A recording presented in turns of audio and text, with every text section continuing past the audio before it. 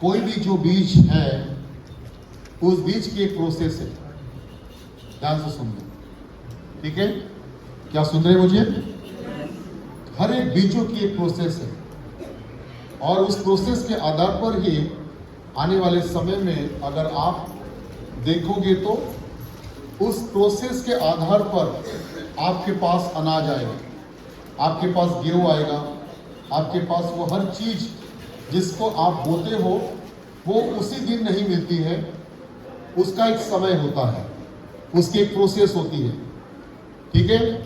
कोई 2 महीने में मिलता है, कोई 4 महीने में मिलता है, कोई 1 साल लगता है। मगर हाँ, जिस चीज का बीज आप बोगे 100% वो आपको मिलेगा। 100 गुना मिलेगा, 60 गुना मिलेगा और 70 गुना मिलेगा, 90 गुना भी मिलेगा। 30 गुना से शुरू होता है, किसी 30 गुना, 70 गुना, 90 गुना, 100 गुना, 60 गुना। जैसा आपने बोया वैसा ही आपके जीवन में उसका फल आपको दिखाई देगा। आमीन, हालेलुया, प्रेज द लॉर्ड। और आज मेरा विषय है, आपको बात करनी है। बोलो, आज बात करनी है यीशु मसीह के नाम में। आमीन। अब आपको किस चीज से बात करनी है ये बात आपको समझना है, ठीक है? वैसा ही जैसे मैंने आपको कहा कि अगर आज बीज डाला गया, अगर मैंने चावल का बीज लिया, ठीक है, चावल का बीज, मुझे कितने महीने लगेंगे, कितना दिन लगेगा, कितना दिन लगेगा? अगर आज मैंने बोया, आज का तारीख कितने है? 16, 11, 25, बराबर है। आज अगर मैंने बोया, मुझे कब मिलेगा? कब मिलेगा? 3 महीने के बाद, 4 महीने के बाद, 5 महीने के बाद। हाँ, 3 महीने। इसका मतलब कितना महीने मेरे लिए? इतना 3 महीना, 3 महीने नहीं, 140 दिन लगते हैं। हाँ, ज्यादा लगता है। कितना दिन? 6 महीना कितना? 6 महीना लगता है ना? ये देखो, इन्होंने जून महीना में शायद बोए थे, ठीक है, जून महीने में बोए थे, जुलाई उन्हें अगस्त में, अगस्त, सितंबर, अक्टूबर, नवंबर और 4 महीने, 120 दिन, 4 महीने। हाँ, ठीक है, 120 दिन की प्रोसेस है और पूरा करते करते आपको 15-20 दिन उसको पूरा पकने के लिए, क्योंकि उसमें उसको पकाते हैं, है ना? उसको इतना जल्दी काट के बराबर उसको दान नहीं करते, उसको रखते भी है, कुछ दिन तक रखते, कम से कम 15-20 दिन उसको रखते हैं। मतलब आप पकड़ो 140 दिन की प्रोसेस है। अभी आप सोचो, आप अगर एक संडे आओगे और दूसरे संडे अगर गायब हो जाओगे तो बीमारी बढ़ेगी या घटेगी? बीमारी घटेगी या बढ़ेगी? आप सोचो कि ये एक दिन की प्रोसेस नहीं है। आपको ये ध्यान में रखना है, ये निरंतर होने वाली प्रोसेस है। आमीन, हालेलुया, आमीन। ये हमेशा होने वाली प्रोसेस है। Praise the Lord, hallelujah, praise the Lord. और ये ध्यान में रखना, आप उससे बात कीजिए जिसके कान होते हैं, जिसके पैर हैं, जिसके हाथ हैं। हालेलुया। आपको ये ध्यान में रखो कि मैंने आपको ये सब बातें सिखाई है, ठीक है? कौन सी बातें सिखाई है? आत्मा की बातें। और अशुद्ध आत्माओं तक आपको बताया कि अशुद्ध आत्माओं के हाथ पैर होते हैं, उसके कान भी होते हैं। हर एक बीजों के कान होते हैं, हर एक बीजों का प्रोसेस होता है। और ये ध्यान में रखना, आपके जीवन में जब वो काम करता है उसका प्रोसेस शुरू होता है। मेरी बात शायद आपको समझ में नहीं आ रही है, इसलिए आप भोले भटके समझ देख रहे हैं। ठीक है, चलो आपको समझाता हूं। आमीन। बाइबल कहती है यीशु ने बात किया किससे? हवाओं से। अच्छा मुझे बताओ, क्या हवाओं को है कान है? क्या हवाओं को कान है? बोलो ना, हाँ है या नहीं? फिर यीशु ने किससे बात किया? बाइबल कहती कि जब वो गेरसुनिया की तरफ जा रहे थे, अचानक आंधी और तूफान हो आया बहुत ज्यादा, और वचन में लिखा कि वो सारे लोग उस चीज को लेकर डर गए, चेले सारे डर गए, और यीशु उस नाव के पिछले गद्दी पे सो रहा था। और वचन में लिखा है कि उसके चेलों ने उसको जगाया और कहा, प्रभु हम नाश हो रहे, मारे जा रहे, ये आंधी और तूफान काफी भारी मात्रा में है। यीशु उठा और यीशु ने उसे कहा, थम जाओ। आमेन। तो किसने सुना? हवाओं ने सुना। हालेलुया। आज सोचो कि हर चीज के कान है। बोला जाता है क्या दीवारों का कान है? ये दीवारों के कान है। हमारे बुजुर्गों ने कहा दीवारों को भी कान होते हैं। हालेलुया।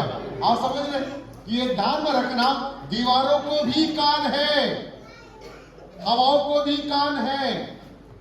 आमेन। हालेलुया।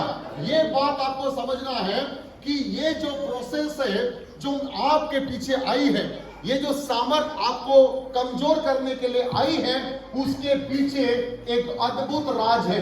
उस राज को आपको समझना है, और जब आप उस राज को समझ जाओगे, आपको ये बात समझ में आएगी कि मुझे इसे डांटना है क्योंकि ये मेरा हुक्म मानेगी। मेरी बात समझो। हालेलुया। यीशु ने ऐसा ही नहीं कह दिया कि रुक जाओ, थम जाओ, और वचन में कहा जैसा उसने कहा वैसा ही आंधी और तूफान शांत हो गया। इसका मतलब है आंधी और तूफान ने क्या किया? उसकी आवाज को सुना। हालेलुया। और जब आप अपने मुंह से खुदा की महिमा को लेकर जब आप खड़े होते हो और आंधी और तूफान आते हैं, आंधी और तूफान मतलब हमारे जीवन के अंदर में जब परिस्थितियों का निर्माण होता है जो मसीह के अंदर में नहीं मगर बाहरी रूप के अंदर में हमारे जीवन तक आते हैं, आपको एक बात कहना है, उससे बात करनी पड़ेगी। अगर आप नहीं कहोगे वो तब तक आपके पास से नहीं जाएगा। बोलो मुझे बात करनी पड़ेगी। अपने बाजू में मुझे बात करनी है। उन हवाओं से, उन आंधियों से मेरा हुक्म मानेगी। आमीन। जैसे यीशु की हुक्म, जैसे यीशु की आज्ञा का पालन किया और आंधी और तूफान शांत हो गया, वैसा ही आपके जीवन के अंदर में आने वाले उन पहाड़ों से बातें करो, उस बीमारी से बातें करो, उन अशुद्ध आत्माओं से बातें करो और कहो यीशु मसीह के नाम से रुक जाओ, और वो आपके लिए हो जाएगा। बाइबल कहती है तुम पहाड़ों से कहोगे और कहोगे कि सरक कर उस झील में जाके गिर जाओ, और वचन में लिखा है तुम्हारे लिए ऐसा ही होगा। आमीन। क्या पहाड़ों के कान है? मगर परमेश्वर मसीह ने कहा उन्हें कहो। हालेलुया। विश्वास के साथ कहो। क्या कहना है? पहाड़ों को हटाओ और कहो समुद्र में जाके गिर जा, वो तुम्हारे लिए वैसा ही होगा। इसका मतलब बाइबल एक बात हमें सिखाती है कि हर चीज के पीछे एक ऐसी अशुद्ध आत्माओं का हाथ है जो हमारे जीवन के ऊपर में काम करती है, उन पहाड़ों को उठाती है, उन पहाड़ों को तैयार करती है। और ये ध्यान में रखना, हर एक उस दुष्ट के पीछे एक दुष्ट खड़ा है। हर वातावरण के पीछे एक दुष्ट खड़ा है, हर बीमारी के पीछे एक दुष्ट खड़ा है, एक दुष्ट खड़ा है, हर पाप के पीछे एक दुष्ट खड़ा है। आमीन। और उस दुष्ट को आपको क्या करना है? उसे बात करना है। बात करने का मतलब है उसे डांटना है। उसको बात करना है मतलब हवा के समान बात मत करना, तो फंसा देगा। अगर आप हवा के समान अगर बात करोगे तो वो आपको फंसा देगा, जैसे आदम को और हवा को फंसाया है ना। उसे बात नहीं, उसे डांटना है। बोलो उसे डांटना है। अपने पहाड़ों को डांटो, अपनी बीमारियों को डांटो। हालेलुया। देखो ध्यान में रखना, अगर आज से तुमने शुरुआत किया, अगर आज से तुमने शुरुआत किया उस बीज को बोने की जो खुदा ने आपको दिया, और आपके जीवन में एक ऐसी बीज, एक ऐसी बीमारी उत्पन्न हुई जो जाने का नाम नहीं ले रही है, और वो चाहती है कि मैं इसे खत्म करके ही जाऊंगी, इसके शरीर को मार के ही जाऊंगी। मगर बाइबल हमें एक बात सिखाती है ना, जब आपके पास खुदा का बीज आता है, दोस्तों सुनिए, अगर ये बीमारी, सुनो, अगर ये बीमारी आज तुम्हारे अंदर में बोई गई और तुम्हारे पास अगर मसीह का वचन नहीं है, 100% ये बीमारी आपका मृत्यु कर सकती है, वो मार सकती है। मगर अभी तक आपके पास बीमारी है और उसने नहीं मारा, इसका मतलब है कि आपके ऊपर में खुदा का अनुग्रह हो गया है।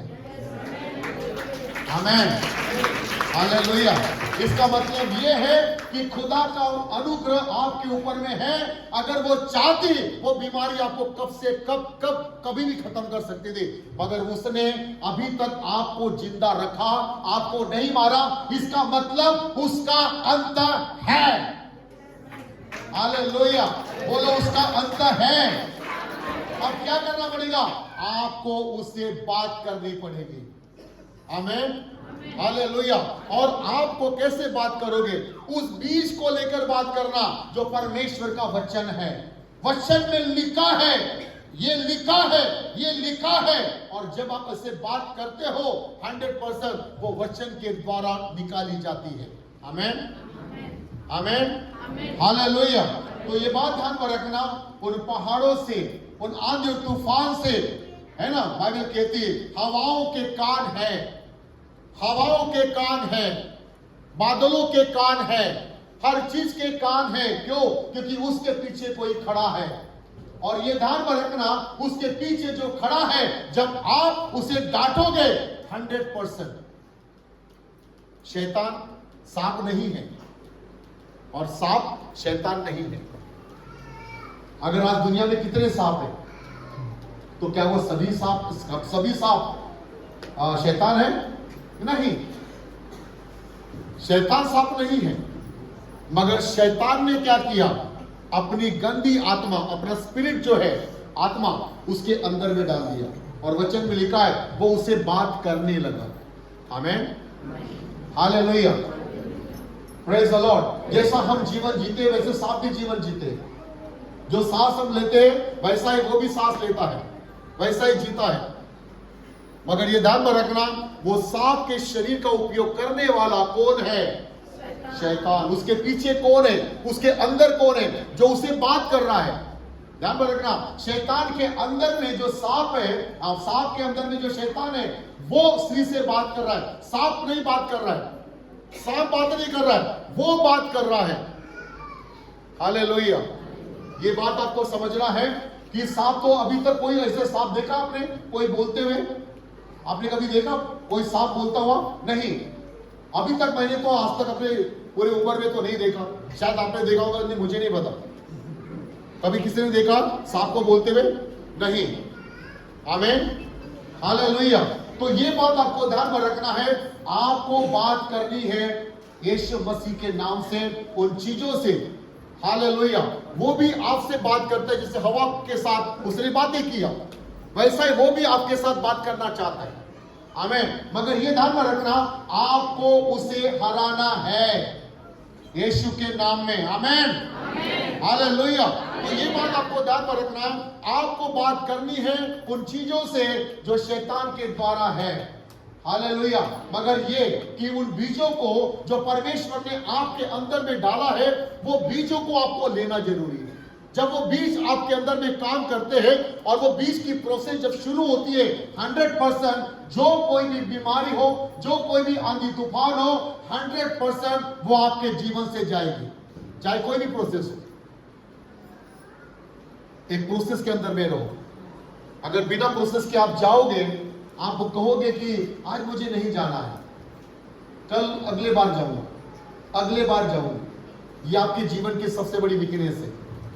मैंने पिछले बार कहा था कि अगर मैं एक दिन, अगर मैं आज के दिन अगर मैं जाऊं, तो आज के दिन में मेरी ओटी के साथ, मेरे पगार के साथ 3,500 रुपया मेरा पगार होता है आज का, एक दिन की रोजी, आज का दिन का, बाकी का तो अलग है। मगर आज का दिन अगर मैं जाऊंगा तो 3,500 का नुकसान है।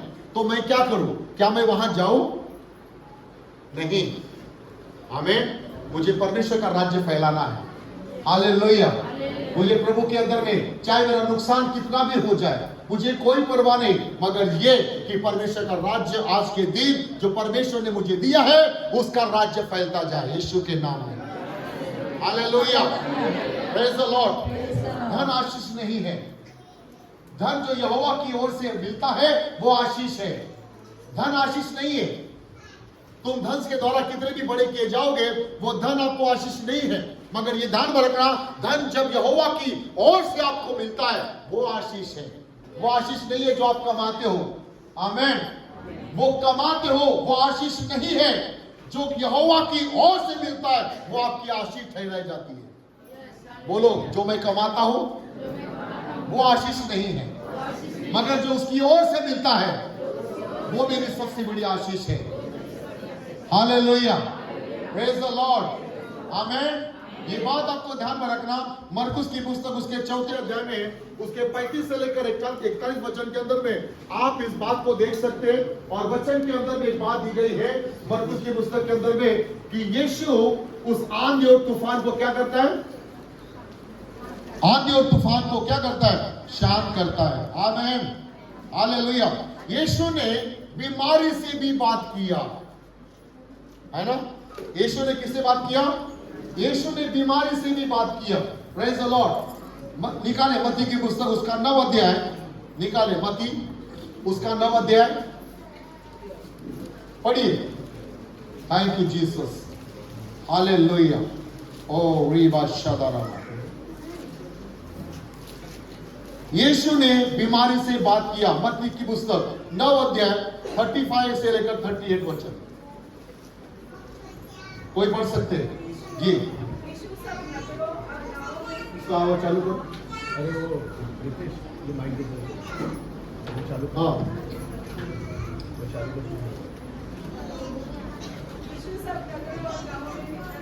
यीशु सब नगरों में और गांवों में फिरता रहा आराधनालयों में उपदेश और करता उनके आराधनालयों में उपदेश देता रहा और राज्य का सुसमाचार प्रचार करता और हर प्रकार की बीमारी और दुर्बलता को दूर करता रहा। और जब उसने भीड़ को देखा तो उसको लोगों पर तरस उसके आया, लोगों पर उसको तरस आया, क्योंकि वे उन भेड़ों के समान जिनका कोई रखवाला न नहीं था, व्याकुल और वो भटके भटके हुए से थे। तब उसने अपने चेलों से कहा, पक्के खेत तो बहुत है, मजदूर थोड़े पर हैं, मजदूर थोड़े इसलिए हैं। खेत के स्वामी से विनती करो कि वो अपने खेत काटने के लिए मजदूर भेज दे। हालेलुया। देखो यहाँ पर लिखा है यीशु उनके आराधनालयों में गया और उनके आराधनालयों के अंदर में बहुत सारी दुष्टात्माओं से भरे हुए लोग थे। कहा? आराधनालयों के अंदर में कौन थे? दुष्टात्माओं से भरे हुए लोग। और वचन के अंदर में लिखा है कि वो उस आराधनालयों के अंदर में सुसमाचार का प्रचार करता था और हर एक बीमारी को और हर एक दुर्बलता को वो निकालता। निकालने का मतलब उसको डांटना, निकालने का मतलब है डांटना। ध्यान में रखना, बीमारी ऐसे नहीं जाएगी, बीमारी ऐसे नहीं निकलेगी। बोलो, बीमारी खाली बोलने से नहीं निकलेगी, आपको उसे डांटना पड़ेगा। चलो, कैसे डांटोगे? मैंने इस बार आपको डांटना सिखाया कि आपको किसी भी बीमारी पर या अशुद्ध आत्माओं पर प्यार की बातें नहीं करना है, उसे वैसा ही करना है, उसके साथ में गलत रिएक्शंस करना है ना?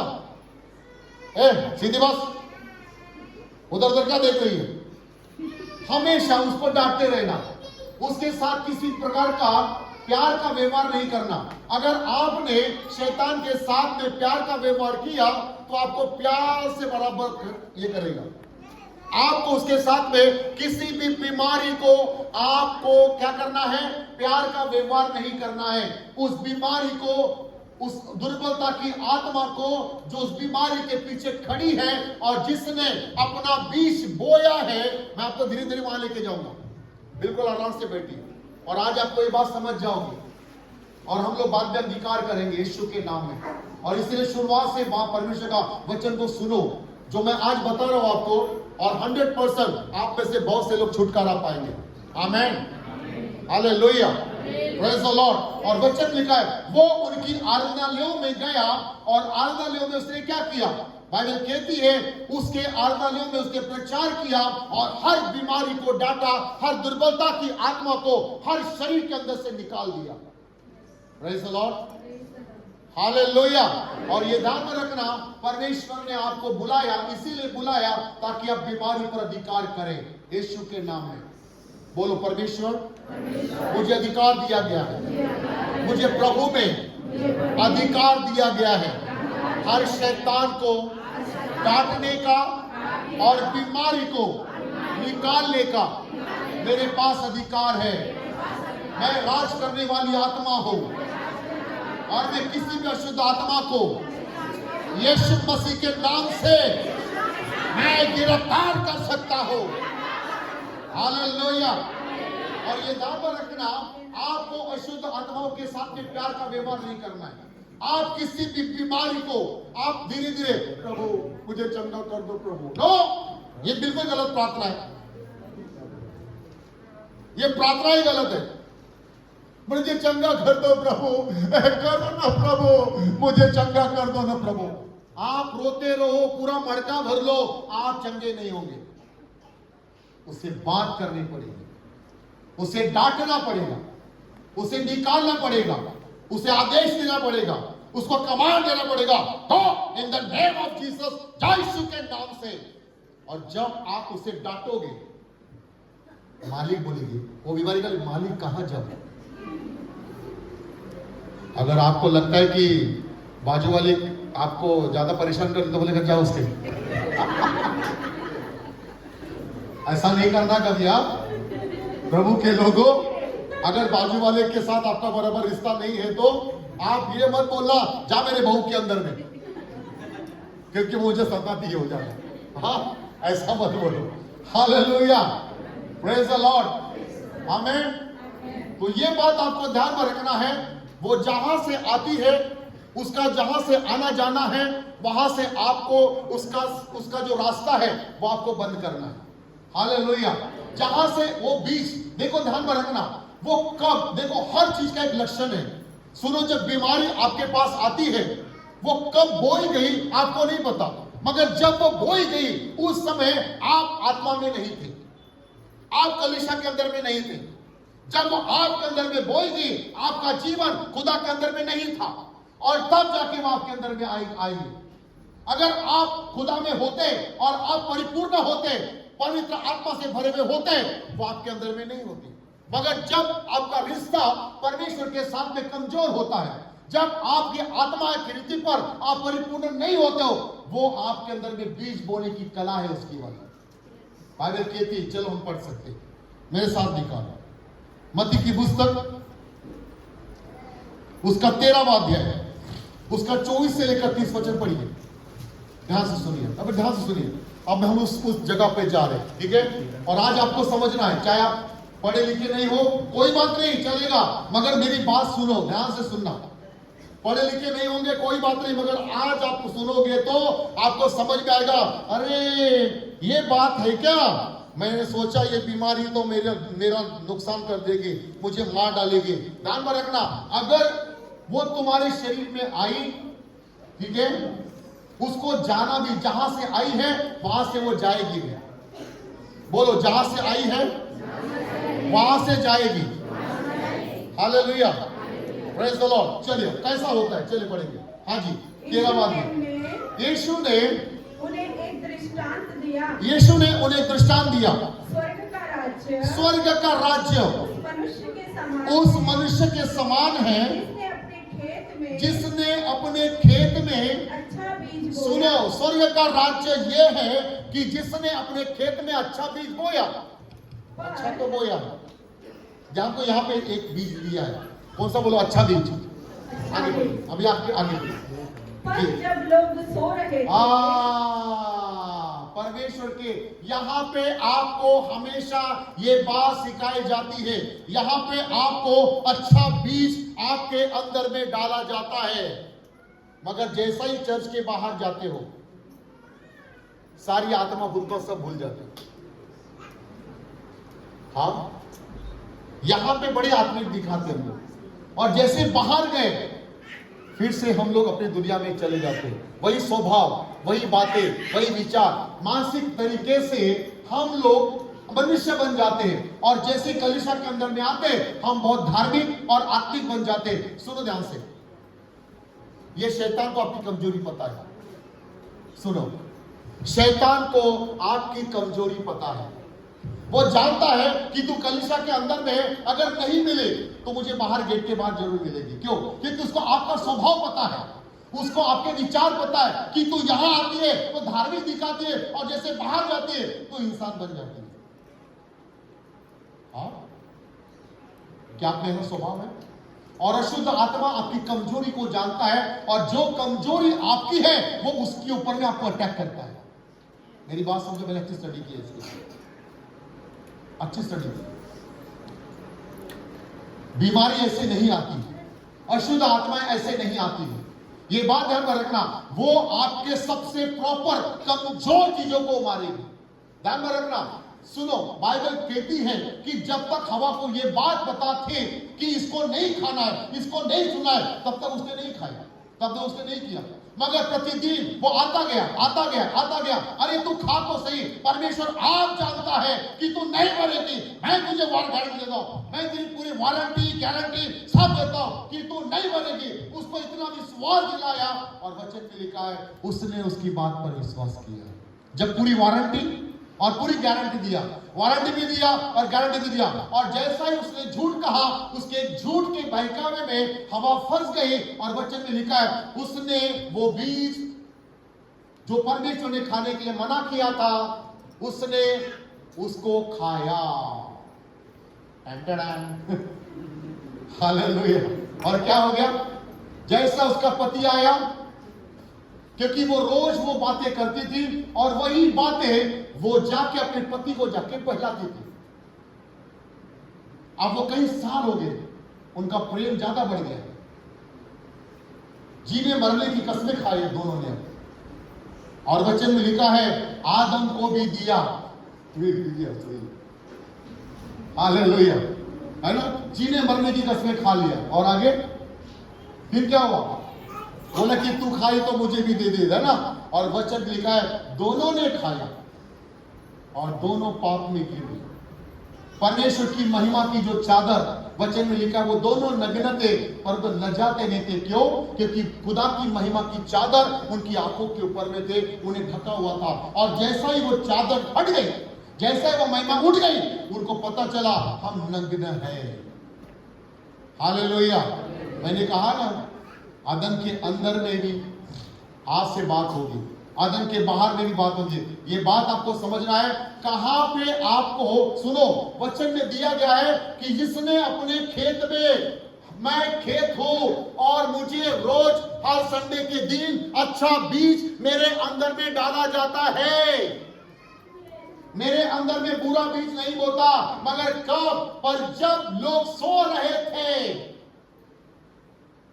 इधर तो मैं बड़ी बड़ी बातें करता हूं, प्रभु ऐसा कहता है अपनी पत्नियों से प्रेम करो, और फिर मैं घर में जाता हूं और अपनी पत्नी को अच्छे से पीट देता हूं।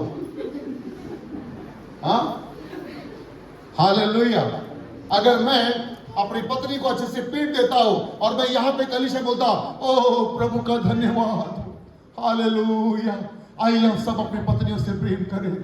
ओह प्रभु ने पत्नी बनाई है, अच्छी बनाई है, बहुत सुंदर बनाई है, और घर में दिखाता हूं तुझे। हाँ, हालेलुया। ये ध्यान में रखो, जब तुम सो रहे थे तो उसका बैरी आकर गेहूं के बीज, जंगली बीज बोकर चला गया। यही तो प्रॉब्लम है। तुमने जंगली बीज को सान दिया, तुमने अपने शरीर को परमेश्वर से दूर होने के कारण तुम्हारी प्रार्थनाओं को कमजोर किया, बाइबल अध्ययन को कमजोर किया, बाइबल नहीं पढ़ना, प्रार्थना नहीं करना, कलीसिया में नहीं आना, और ये प्रोसेस आपने दिन ब दिन बढ़ाते गए। और जंगली बीज आया, शैतान रात में आया। जब तुम सो रहे थे तब तुम कौन सो रहे थे? तुम रोज सोते हो, मगर कौन सा सोना था? जब तुम आत्मिक तरीके से सो गए, तुमने अपने आत्मा का जीवन खत्म किया, तब वचन में लिखा है। आपको ध्यान में रखना है कि आपने प्रार्थना कब बंद कर दिया था। तुम्हारी बीमारी उसी दिन तुम बोई गई। तुम्हारे शरीर के अंदर में जो बीमारी बोई गई, जब तुम खुदा से दूर चले गए थे, उसी दिन वो बीमारी तुम्हारे अंदर में बोई गई, तुम्हारे शरीर के अंदर में बोई गई, और तुम्हें पता ही नहीं।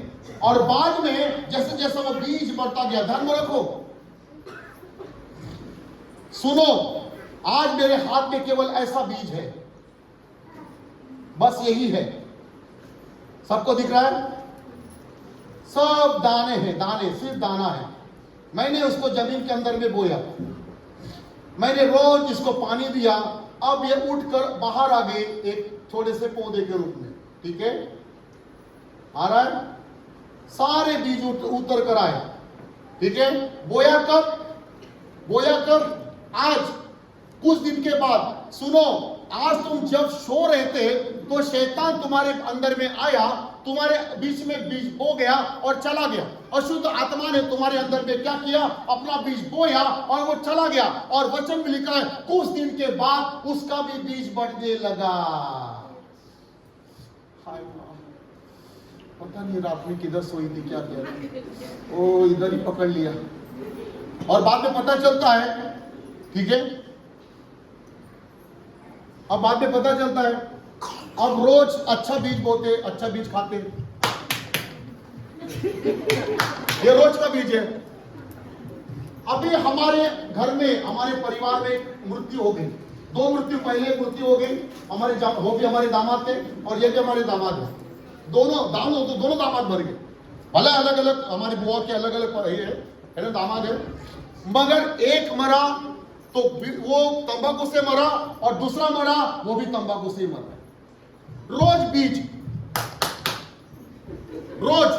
अभी आज सोचो, आज तो कुछ नहीं हुआ, दूसरे दिन भी कुछ नहीं हुआ, साल भर कुछ नहीं हुआ, 2 साल कुछ नहीं हुआ, 5 साल कुछ नहीं हुआ, 10 साल कुछ नहीं हुआ, उसको लगा कुछ भी नहीं होगा, अरे ये तो खाली ऐसा ही है, ये तो मनगढ़ंत कार्य बनाते। मगर एक दिन क्या हुआ, उसके मुंह के अंदर में इतना सा फोड़ा आया, इधर थोड़ा सा खुजली लगी, उसने ऐसा ऐसा किया, थोड़ा बड़ा हो गया, फिर थोड़ा बड़ा हो गया, फिर थोड़ा बड़ा हो गया, फिर थोड़ा बड़ा हो गया। सुनो, ऐसा ही जंगली बीज धीरे धीरे धीरे धीरे धीरे धीरे क्या होता है, वो बढ़ता है, फिर बढ़ता है, फिर बढ़ता है, और फिर बोलता है, डॉक्टर के पास जाओगे, वो लिख देता है कैंसर हो गया। समझ में आ गया? समझ में आया कि समझ गया? आया? बोलो समझ गया? समझ? हाँ, ये होता है। वो जो बीज बोने वाला है ऐसा ही बीज बोता है और एक बड़ा पेड़ निर्माण करता है, और फिर लोगों को पता होता है, लक्षण शुरू होते हैं छोटी सी चीजों से, क्योंकि अब ये बीज अपना काम करना शुरू कर देती, अंदर बोया गया। सुनो, वो कब बोया गया? जब तुम प्रार्थना, बोलो, जब मैं प्रार्थना में आना बंद कर दिया, जब प्रभु के साथ मेरा रिश्ता खत्म हो गया, तभी जंगली बीज को, तभी शैतान को मौका मिला आपके अंदर में आने के लिए, और आपके अंदर में बीज उत्पन्न करने का मौका किसने दिया? बोलो, मैंने दिया। आप ही दे रहे हो ना? किसने दिया? जंगली बीज बोने का मौका किसने दिया? उसने मौका का फायदा क्यों, कैसे उठाया? है ना, वचन में ये नहीं लिखा है कि आदम, जब बाइबल लिखा है जब हवा अकेली थी तब ऐसा किया। दोनों के साथ कभी बात नहीं किया शैतान ने, कभी नहीं। और आदम के साथ तो कभी बात नहीं किया, हवा के साथ तो, क्योंकि वो सबसे कमजोर पार्ट था और सबसे ज्यादा उसे प्रेम करने वाला पार्ट था। और वचन में लिखा है उसी ने उसके साथ बातें किया, और जंगली बीज जो खुदा ने बना किया था उसी को उसने तोड़ा और खाया, और प्रभु से उसका संबंध खत्म हो गया। आमेन। जब रिश्ता खत्म होता है, जंगली बीज उठकर खड़े होते हैं। आमेन, हालेलुया। फिर क्या हुआ? हाँ जी। जब अंकुर निकले, और जब अंकुर निकले और बालें लगी, तो जंगली दाने भी दिखाई दिए। कैंसर, और बोलो बीमारी, नाम बोलो, पैरालाइज, बोलो बोलो, और हर्निया, टीबी, बोलिए बोलिए बोलिए बोलिए बोलिए, और कौन सा? शुगर, बीपी, और घुटने में दर्द, कमर में दर्द, सर में दर्द, और बोले खांसी, किडनी फेल, बोलिए, बोलते जाइए, बोलिए, लीवर में सूजन, फेफड़ों में सूजन, पतड़ियों में सूजन, बोलती है पथरी, बोलिए, और कौन सा है? अपेंडिक्स। और बोलिए, बताइए। ब्रेन हैमरिंग होता है, ठीक है, ब्रेन ट्यूमर होता है। इतनी सारी बीमारियां, आप नाम लेते लेते थक जाओगे। केवल आपको एक ही काम है, शैतान ध्यान रखना। मुझे बताइए, आप इतने सालों से यहां हो, है ना? कितनी बड़ी फाइल हो गई है? एक भी फाइल नहीं है। क्यों? ये बात समझो कि जीवन शांति के प्रिय लोगों, ये बात आपको स्वीकार करनी पड़ेगी। अगर आपके पास बीमारी की फाइल नहीं है, इसका मतलब यह है कि आपके ऊपर में खुदा का अनुग्रह है। स्वीकार करो, हालेलुया। बोलो, मेरे पास बीमारी की कोई फाइल नहीं है। और मैं डॉक्टरों के नाम ज्यादा नहीं जानता हूं, मैं एक डॉक्टर का नाम जानता हूं। उसका नाम क्या है? बोलो, यीशु मसीह के। हालेलुया। ये बात आपको ध्यान में रखना, और ये ध्यान में रखो, अगर उसने बोया भी, इस पर ग्रस्त के दासों ने आकर उससे कहा, हे स्वामी, क्या तूने अपने खेत में अच्छा बीज नहीं बोया? हाँ, जंगली दाने पौधे उगे कहां से आए? अरे मैं रात दिन प्रार्थना करते हो, प्रार्थना तो करते हो, मगर जीवन तो नहीं बदला ना।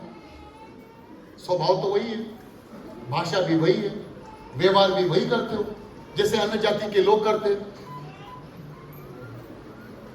मन तो नहीं बदले, प्रार्थना बदली, प्रार्थना एक से और आगे बढ़ गई, मगर स्वभाव अंदर से कहां बदला?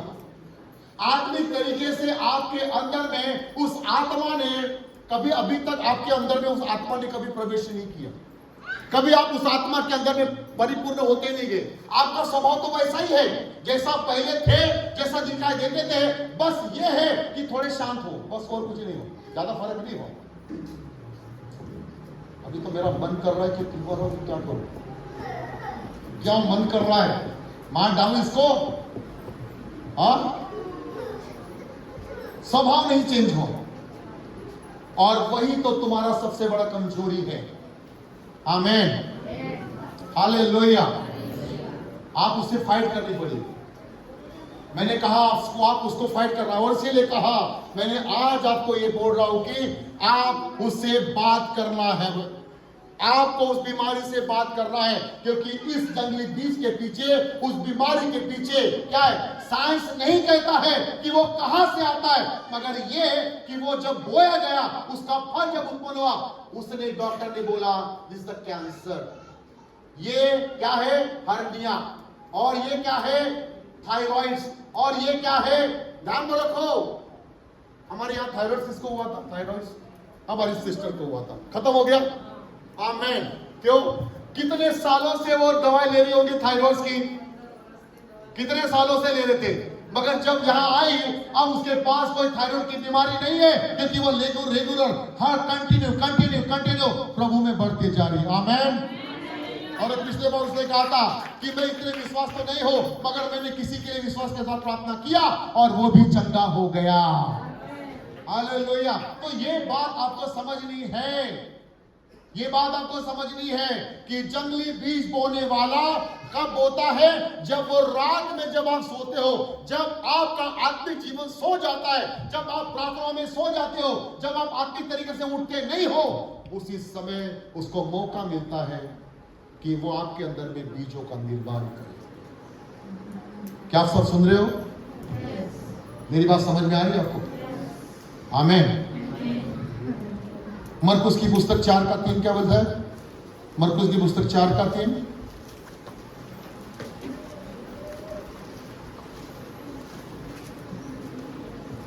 सुनो, एक बोने वाला बीज बोने निकला। बोते समय कुछ बीज जो है मार्ग के किनारे। देखो, बीज बोने वाला है, बोने निकला। दो प्रकार के लोग हैं, दो प्रकार की आत्मिक बातें दिखाई दे रही है।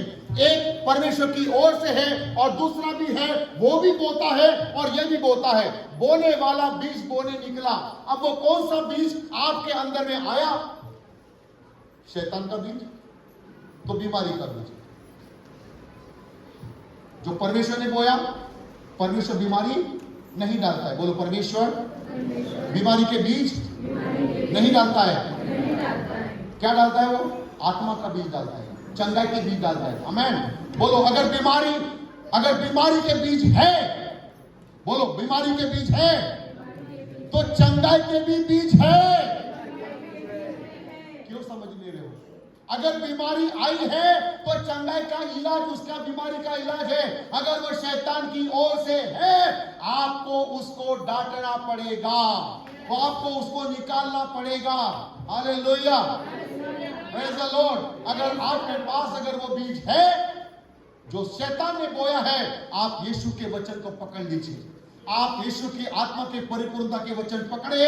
वो बीज जो परमेश्वर ने आपको दिया, वो बीज के पकड़ो और उसके साथ फाइट करो और कहा, बोलो यीशु मसीह के नाम से। 4 अध्याय के समान लूका की मत्ती की पुस्तक 4 अध्याय लिखा है, शैतान, आमीन, क्या बोलेगा? क्या बोलेगा? शैतान लिखा है। और उसके आगे तुम्हें वचन जोड़ना है। लिखा है बाइबल में, यीशु ने शैतान का सामना किया। वचन लिखा कि पवित्र आत्मा ने उसे इब्लिस के हाथों में दे दिया ताकि उसकी परीक्षा की जाए। और वचन लिखा कि वो परीक्षा की गई, परीक्षा हुई, मगर तीनों में सक्सेस हो गया। आपको पास होना है, फेल नहीं होना है। बोलो, मुझे पास होना है, फेल नहीं होना है। आप बीमारी की तरफ ज्यादा मत देखो। आमीन, हालेलुया। बाइबल कहती है, क्या पुराने लोगों को ये बात पता थी? हाँ, एलिया जानता था मृत्यु पर परमेश्वर का अधिकार है। आमीन। एक दिन एलिया के पास एक सारपत की विधवा का एक विधवा उसके पास एक बेटा लेकर आई। चलो हम लोग पढ़ सकते हैं दूसरा राजा जी,